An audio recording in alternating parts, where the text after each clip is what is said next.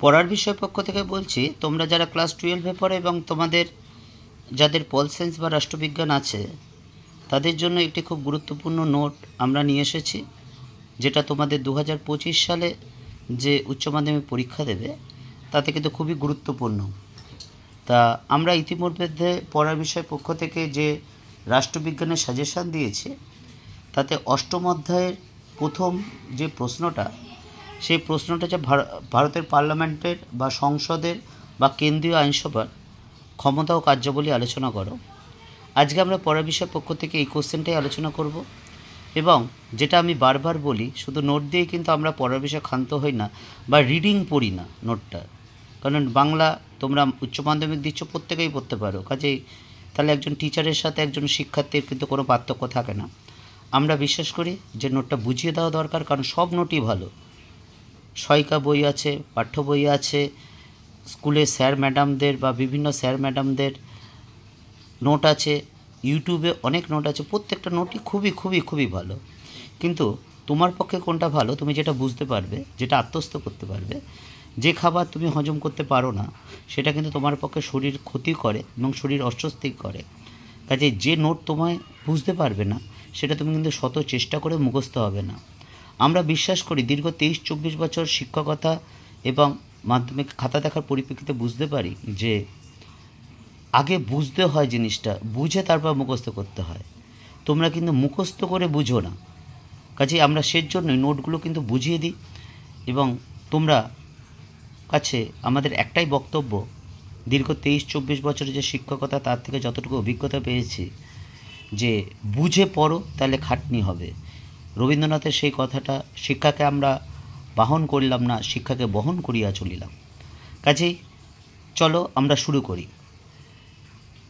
ব্রিটেনের পার্লামেন্ট মানে একটা গণতান্ত্রিক শাসন ব্যবস্থা বা গণতান্ত্রিক দেশ, যা যেখান থেকে পরিচালিত হয়, যে কক্ষ থেকে বা যেখান থেকে পরিচালিত হয় সেটাকে পার্লামেন্ট বলে। এটা বিভিন্ন দেশে বিভিন্ন নামে পরিচিত, যেমন ব্রিটেনের বা বিভিন্নভাবে গঠিত, কোথাও এক কক্ষ বিশিষ্ট, কোথাও দ্বিকক্ষ বিশিষ্ট, কোথাও রাষ্ট্রপতি শাসিত, বিভিন্ন রকম আছে। ব্রিটেনের যে পার্লামেন্ট, যেমন রাজা বা রানী, হাউস অফ লর্ডস এবং হাউস অফ কমন্স নিয়ে গঠিত। অর্থাৎ ব্রিটেনের পার্লামেন্ট ইজুকাল টু রাজা বা রানী, House of Lords plus House of Commons. অর্থাৎ এই তিনটে নিয়ে যেমন ব্রিটেনের পার্লামেন্ট গঠিত, তেমন আমাদের ভারতবর্ষের সংসদ বা পার্লামেন্ট বা কেন্দ্রীয় আইনসভা, লোকসভা, নিম্নকক্ষ লোকসভা, উচ্চকক্ষ রাজ্যসভা এবং রাষ্ট্রপতি, এই তিনটি জিনিস নিয়ে ভারতীয় পার্লামেন্ট গঠিত। এবং আমাদের এই পার্লামেন্ট দ্বিকক্ষ বিশিষ্ট, বুঝতেই পারছি, উচ্চকক্ষ রাজ্যসভা এবং নিম্নকক্ষ লোকসভা। এই পার্লামেন্ট বা আইনসভা যে কার্যাবলীগুলো আছে সেগুলো হলো আমরা আলোচনা করছি। প্রথমে দেখো হচ্ছে মন্ত্রিসভা গঠন। লোকসভা যে দল একক সংখ্যাগরিষ্ঠতা পায়, লোকসভায় যে দল বা জোট একক সংখ্যাগরিষ্ঠতা পায়, সেই দল বা জোট বা মোর্চার যে নেতা বা নেত্রী থাকেন তাকে রাষ্ট্রপতি মন্ত্রিসভা অর্থাৎ কেন্দ্রীয় সরকার গঠনের জন্য আহ্বান জানান। এবং প্রধানমন্ত্রী সহ কেন্দ্রীয় মন্ত্রীরা যারা হবেন তাদের অবশ্যই প্রত্যেককেই দুটি কক্ষের অর্থাৎ লোকসভা বা রাজ্যসভার সদস্য হতে হয়। এবার একটু ছোট্ট করে বলে দিই যে এই লোকসভা বা রাজ্যসভা কী করে গঠিত হয়। তোমরা দেখে জানো, কদিন আগেই আমাদের লোকসভার ভোট হয়েছে। সারা ভারতবর্ষে 545টা সিট আছে, ভোট হয়। যেই দল বা রাজনৈতিক জোট দল একক সংখ্যাগরিষ্ঠতা পাবে, অর্থাৎ 272টা সিট যারা পাবে, সেই দল বা জোটের বা মোর্চার নেতা বা নেত্রীকে রাষ্ট্রপতি প্রধানমন্ত্রী হিসাবে ডাকবে। এবার এই যে যারা ভোটের মাধ্যমে নির্বাচিত হলো তারা নিম্নকক্ষ সদস্য বা লোকসভার সদস্য হবে। এবং লোকসভার সদস্যরা প্লাস রাজ্য যে আইনসভা, প্রত্যেকটা রাজ্যের আইনসভা যেগুলো আছে, যে দল যেরকম জয়লাভ করেছে সেই অনুপাতে কিছু ব্যক্তিকে কেন্দ্রীয় আইনসভায় পাঠাবে এবং তারা যাবেন রাজ্যসভায়। এইভাবে ভারতের দুটো আইনসভা অর্থাৎ লোকসভা এবং রাজ্যসভা গঠিত হয়। দ্বিতীয় পয়েন্টটা দেখো, আইন প্রণয়ন। ভারতের পার্লামেন্টের একটি গুরুত্বপূর্ণ কাজ হচ্ছে আইন প্রণয়ন, এবং এটা 246 নং ধারায় আছে। এবং এই আইন প্রণয়নটা 3টে ভাগ আছে মূলত। প্রথম হচ্ছে কেন্দ্রীয় তালিকা। বর্তমানে কেন্দ্রীয় তালিকায় 100টা বিষয় আছে, এবং যেখানে সংসদ বা কেন্দ্রীয় সরকার এককভাবে ক্ষমতা ভোগ করে বা অধিকার ভোগ করে। যেমন ধরো, পররাষ্ট্র সংক্রান্ত ব্যবস্থা, মুদ্রা ব্যবস্থা, এইগুলো কিন্তু, বা জাতীয় নিরাপত্তা, এগুলো কিন্তু সমস্ত কেন্দ্রীয় তালিকার অন্তর্ভুক্ত। এতে রাজ্যের কোনো ক্ষমতা নেই বা কথা বলার এখতিয়ার নেই। দ্বিতীয়ত হচ্ছে রাজ্য তালিকাভুক্ত। রাজ্য তালিকাভুক্ত বিষয় বর্তমানে প্রায় 61টি বিষয় আছে, এবং এই সব ক্ষেত্রে রাজ্য আইনসভা আইন প্রণয়ন করতে পারে। তবে কোনো রাজ্য আইনসভা যদি এমন কোনো আইন প্রণয়ন করে যেটা দেশের পক্ষে বা দেশের অন্য রাজ্যের পক্ষে ক্ষতিকর, তাহলে কিন্তু রাষ্ট্র সেই বিষয় বা কেন্দ্রীয় সরকার সেই বিষয়ে হস্তক্ষেপ করে সেই আইনটি বাতিল করতে পারে। রাজ্য তালিকাভুক্ত বিষয়ের মধ্যে অন্যতম হচ্ছে কৃষি। এই কৃষিটা সাধারণত রাজ্য সরকার ক্ষমতা ভোগ করে থাকে। তৃতীয় যে ক্ষমতাটা আছে বা তালিকাটা আছে সেটা হচ্ছে যুগ্ম তালিকা। অর্থাৎ এই যে 52টা বিষয় আছে, এই 52টা বিষয়ে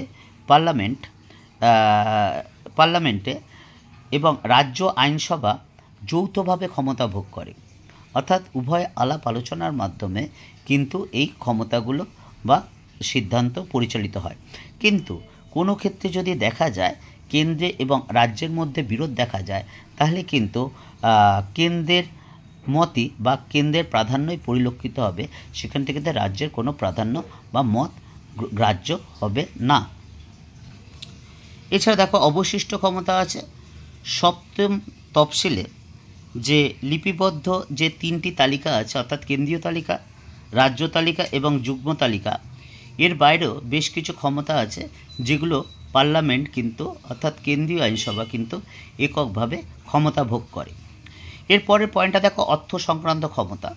অর্থ সংক্রান্ত ক্ষমতায় লোকসভা একক প্রাধান্য ভোগ করে, এবং এক্ষেত্রে রাজ্যসভার কোনো ভূমিকা নেই বললেই চলে।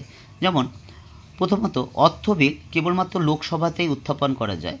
অন্য যে কোনো বিল লোকসভা বা রাজ্যসভা যে কোনো কক্ষে উত্থাপিত করা গেলেও যদি অর্থ বিল হয় সেটা কিন্তু একমাত্র লোকসভাতেই উত্থাপিত হবে, এবং লোকসভার যিনি স্পিকার, অধ্যক্ষ, তিনি কিন্তু এই বিলটা অর্থ বিল কিনা সেটা কিন্তু নির্দিষ্ট করবে। তৃতীয়ত, রাজ্যসভার বাজেট নিয়ে আলোচনা করতে পারে, তর্ক বিতর্ক করতে পারে, কিন্তু এই বিষয়ে অর্থাৎ বাজেট বিষয়ে লোকসভা যে সিদ্ধান্ত নেবে সেই সিদ্ধান্তটা কিন্তু চূড়ান্ত হবে। পরের পয়েন্টটা দেখো, নির্বাচন ও পদচ্যুতি সংক্রান্ত ক্ষমতা।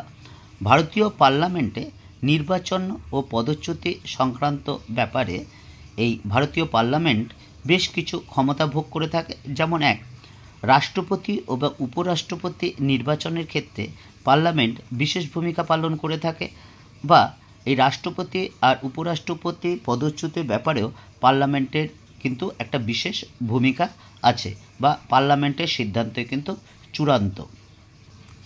পরেরটা দেখো, সংবিধান সংশোধন সংক্রান্ত ক্ষমতা। সংবিধান সংশোধনের জন্য ভারতীয় পার্লামেন্ট বিশেষ ভূমিকা পালন করে, এবং নির্দিষ্ট কয়েকটি ক্ষেত্রে রাজ্যসভার অর্থাৎ রাজ্য আইনসভাগুলি কিন্তু বিশেষ ভূমিকা আছে। অর্থাৎ বেশ কিছু ক্ষেত্রে আছে যেগুলো কিন্তু পার্লামেন্ট এককভাবে, অর্থাৎ রাজ্য আইনসভার কোনো ভূমিকাই নেই, এককভাবে ক্ষমতা প্রয়োগ করে তারা কিন্তু সংবিধান সংশোধন করতে পারে। আবার কিছু ক্ষেত্রে এই পার্লামেন্ট প্লাস রাজ্য যে আইনসভা তাদের সম্মতিক্রমে কিন্তু সংবিধান সংশোধন হয়। অর্থাৎ মোদ্দা কথা, পার্লামেন্টের সম্মতি ছাড়া কোনো সংবিধান সংশোধন হওয়া সম্ভব নয়। পরেরটা দেখো, জরুরি অবস্থা সংক্রান্ত ক্ষমতা। ভারতের রাষ্ট্রপতি 3 রকম জরুরি ক্ষমতা ভোগ করে থাকে 332, 356 এবং 360 নং ধারা অনুসারে। এবং সেই যে 3টে জরুরি ক্ষমতা, অর্থাৎ অর্থনৈতিক জরুরি ক্ষমতা, সামরিক জরুরি ক্ষমতা এবং রাজনৈতিক, এই যে 3টে জরুরিকালীন ক্ষমতা, সেই জরুরিকালীন ক্ষমতা যদি পার্লামেন্ট যদি অনুমোদিত না করে সেইগুলো কিন্তু বাতিল হয়ে যায়। অর্থাৎ জরুরি অবস্থা সংক্রান্ত যে সিদ্ধান্ত রাষ্ট্রপতি, সেটা কিন্তু অনুমোদনের হয় বা সেটা বাস্তবে কার্যকরী হয় সম্পূর্ণ পার্লামেন্টের সিদ্ধান্তের উপর। পরের পয়েন্টটা দেখো, শাসন বিভাগকে নিয়ন্ত্রণ করার ক্ষমতা। তত্ত্বগতভাবে পার্লামেন্ট শাসন বিভাগকে নিয়ন্ত্রণ করতে পারে এবং পার্লামেন্টে যে প্রশ্ন জিজ্ঞাসা, প্রস্তাব উত্থাপন বা বিতর্ক, নিন্দাসূচক প্রস্তাব গ্রহণ, অনাস্থা প্রস্তাব উত্থাপন প্রভৃতি বিষয় পার্লামেন্টে সরকারি ও বিরোধী দলের সদস্যরা মন্ত্রিসভাকে নিয়ন্ত্রণ করে। অর্থাৎ পার্লামেন্টে যাবতীয় আলোচনা, অর্থাৎ প্রশ্ন জিজ্ঞাসা, বিতর্ক, আলোচনা, নিন্দাসূচক প্রস্তাব, অনাস্থা প্রস্তাব, এই যাবতীয় ক্ষমতা কিন্তু পার্লামেন্টে সরকার পক্ষ এবং বিরোধী পক্ষ উভয় ভূমিকা পালন করে এবং সদস্যরা মন্ত্রিসভাকে কিন্তু নিয়ন্ত্রণ করে। বিচার সংক্রান্ত ক্ষমতা। পার্লামেন্টে বেশ কিছু বিচার সংক্রান্ত ক্ষমতা আছে। যেমন পার্লামেন্ট প্রয়োজনে যে কোনো আদালতকে হাইকোর্টে উন্নতি করতে পারে। অর্থাৎ যদি পার্লামেন্ট মনে করে কোনো একটা আদালতকে হাইকোর্টের মর্যাদায় উন্নীত করতে পারে। 2 নম্বর, পার্লামেন্ট অবমাননা বা অধিকার ভঙ্গের অভিযোগে পার্লামেন্ট তার সদস্য নয় এমন কোনো ব্যক্তিকে, অর্থাৎ পার্লামেন্টের সদস্য হতে পারে বা নাও হতে পারে, এমন কোনো ব্যক্তিকে কিন্তু এই পার্লামেন্ট শাস্তি দিতে পারে। এরপর কিছু অন্যান্য ক্ষমতা আছে। পার্লামেন্টের অন্যান্য যে সকল ক্ষমতা আছে তার মধ্যে উল্লেখযোগ্য হলো যে পার্লামেন্ট কোনো রাজ্যের সীমানা হ্রাস, বৃদ্ধি বা নাম পরিবর্তন করতে পারে।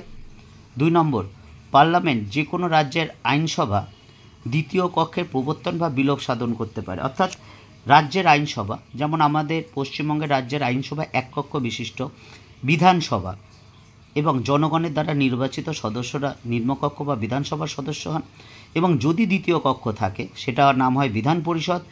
আমাদের পশ্চিমবঙ্গে বিধান পরিষদ নেই, ভারতবর্ষে কেবল 4টি রাজ্যে বিধান পরিষদ আছে, তার মধ্যে অন্যতম হচ্ছে বিহার।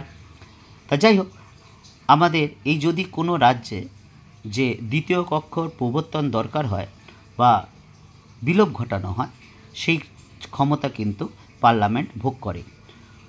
পড়ার বিষয় পক্ষ থেকে এতটুকুই।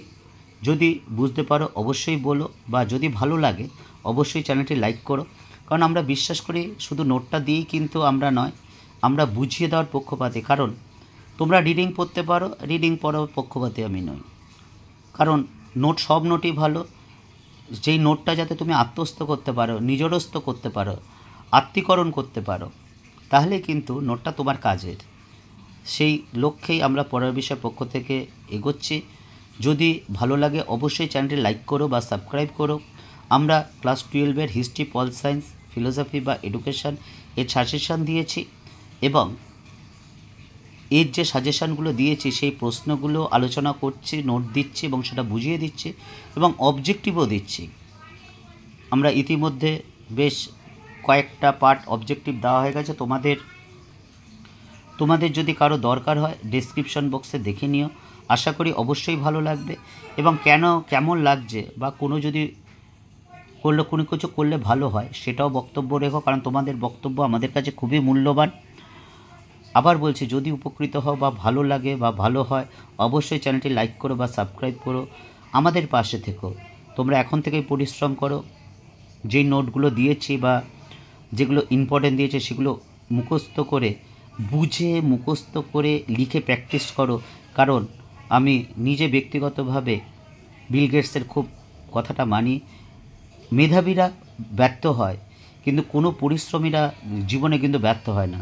তুমি যদি পরিশ্রম করো, পড়াশোনা করো, যেইভাবে বলছি সেইভাবে করো, তাহলে অবশ্যই পরীক্ষায় খুব ভালো রেজাল্ট করবে। পড়ার বিষয় পক্ষ থেকে এতটুকুই। তুমি পরিশ্রমী, অবশ্যই তোমার পরীক্ষা ভালো হবে।